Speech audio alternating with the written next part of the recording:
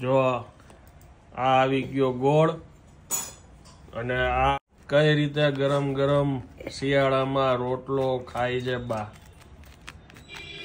આ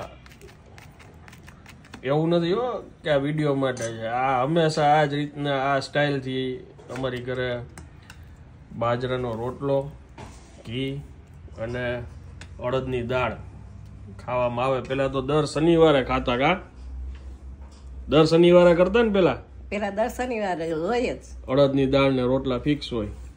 હવે આની યારે મેઇન તો હજી એક વસ્તુ ઘટે છે પણ બા નથી જમતા એટલે કહી દઉં. આ જે લસણની ચટણી છે, લસણની ચટણી, અડદની દાળ અને ઘીમાં ચબોળેલો રોટલો અને અડદની દાળ, આ ખાવાની મોજ છે. અને ખાસ કરીને શિયાળામાં તો મોજે મોજ. આજે આવ્યા છીએ મોટા ભાઈને ઘરે અને અહીંયા અડદની દાળ ને રોટલાનો પ્રોગ્રામ છે. ભાભી ગરમ ગરમ રોટલો લઈને આવ્યા છે. મજા આવે છે એમ અડદની દાળ ને રોટલાનો તો વાંધો નહીં.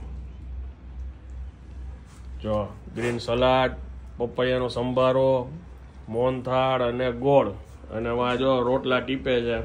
રોટલા બને છે.